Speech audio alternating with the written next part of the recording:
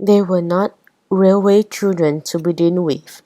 They lived near London with their father and mother in a red brick villa with coloured glass in the front door and lots of white paint. The only times they travelled by train were to go to the zoo and Madame Tussauds. There were three of them: Roberta, the eldest, whom everyone thought Bobby was perhaps her mother's secret favourite. Peter wanted to be an engineer.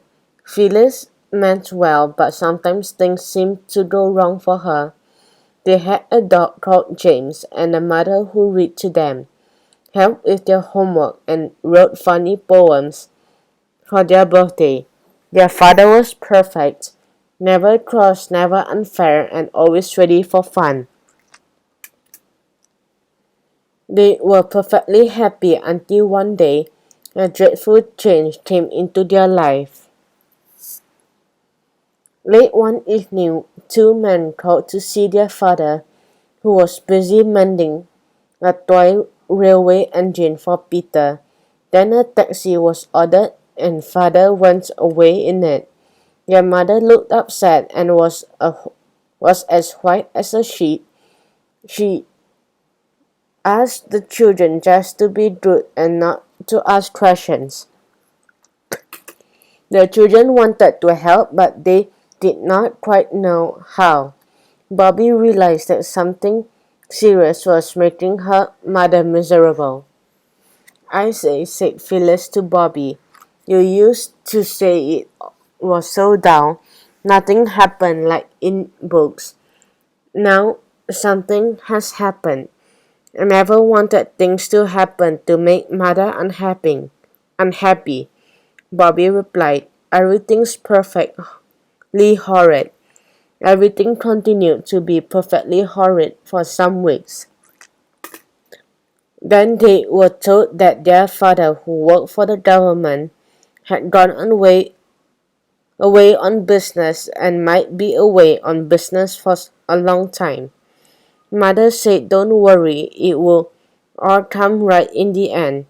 She told them they were going away to live in a little white house in the country. All the usual household things were packed out to be taken there in a van. "We got to play at being poor for a bit," she said. They all went down by train. Then they arrived. They stood on the draughty platform and watched the rear lights of the guard's van disappear into the darkness.